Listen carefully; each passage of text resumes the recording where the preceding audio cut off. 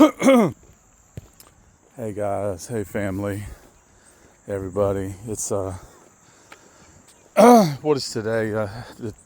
Tuesday the 26th, and I'm just at the park, different park, and a lot of people at the park today. A lot of soccer fields. They love soccer, you know. Anyways, just want to make a video. Want to talk about some things that's happened recently. Well,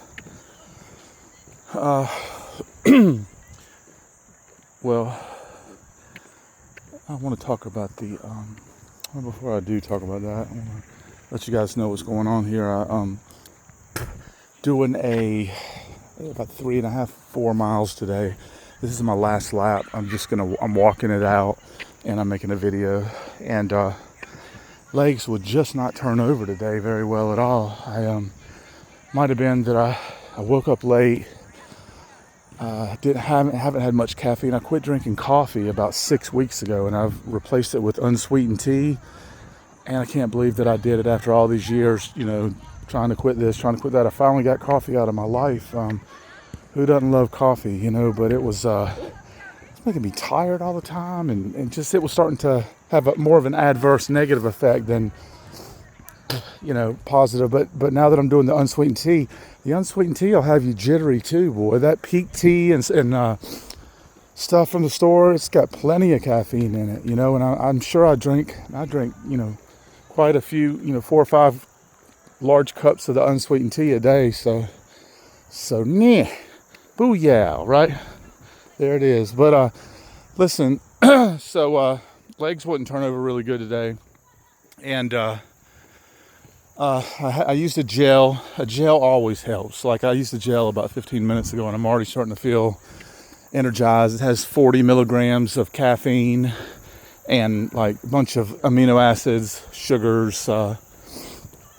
Anyway, but I did my long run, or I did a lot yesterday. I did a trail run where y'all saw the video if you saw it. The last video I made, I did like 3.5 miles without consistently running without stopping to walk or anything. It's probably no surprise that I'm feeling fatigued today.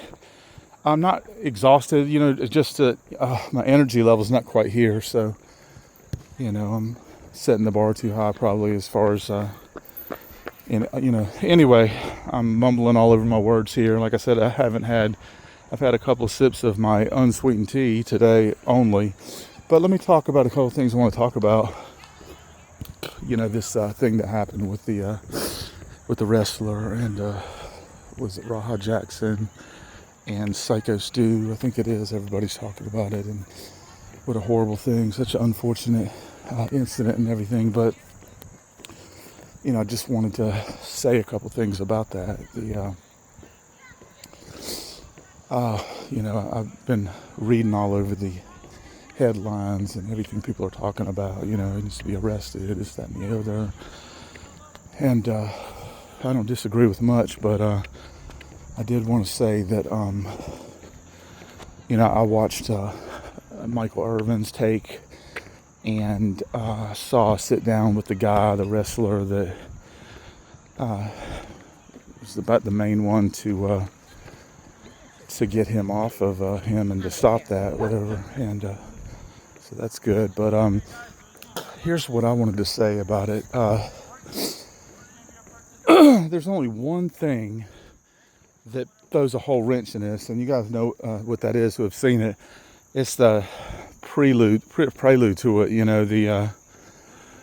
the Psycho doing the beer stunt or whatever. And Irvin was talking about that. He was saying, that beer can is kind of like in karate, where they have, he didn't say that, but what the point he was making with it being kind of a fake can, kind of like in karate, they had the fake bricks that they chopped through, and so that was a stunt. And whether Psycho Stu knew that Raha Jackson was a worker, or you don't know what exactly he was thinking. He seemed like he probably wasn't doing a whole lot of thinking. He looked kind of big dog under the shade tree. And I don't think he meant any harm. He was just trying to do, But I did feel that Jackson had a chip on his shoulder from the get-go.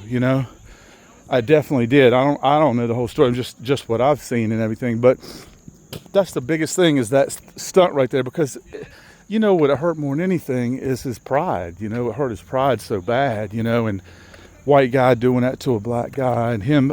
Jackson's also kind of, I think he's kind of short. What is he? 5'11", 6 foot, 5'10", 5'11", 6 foot, and that dude was huge or whatever. But so his pride's all messed up. Supposedly they made apologies and stuff like that. So he's.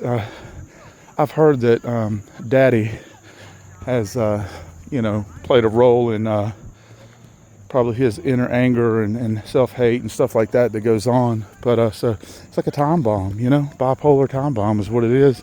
And as y'all saw, he just exploded. If you're 18 years of age or older, you're responsible for your actions, period. I don't think it's, legally, you can't point the finger at Rampage. His son's fully responsible. Anyway, so I just want to talk on it. Everybody else is talking on it. Fuck it. I want to say a few things on it too. I saw it, thought it was terrible. I think the prelude to it makes it complicated from a legal perspective and from every perspective, And it just sucks. Just when people are coming together, there's always, one step forward, two steps back. Or anyway, that's all I think I want to say about that. I'm glad, praise God in heaven that Psycho Stu is. They said he's awake and talking, and it'll be a long road to recovery and everything. But I feel like I could. Yeah, it makes me angry to think about it. But it's also, I look at so much, and fighting fire with fire doesn't never works. Wars, it's just crazy. But it's all about love, man. It's all about love, love, love, love, love, love, love. That's the cure to everything. Now, of course, it's not easy. Y'all are probably logging off about this time. That's cool. But always remember that, it's all about giving and loving somebody despite everything. Somebody can treat you like shit or whatever, and you give them respect. You give everybody respect no matter how they react to you or whatever. You be the one to grow in character, and and that's a one day at a time thing.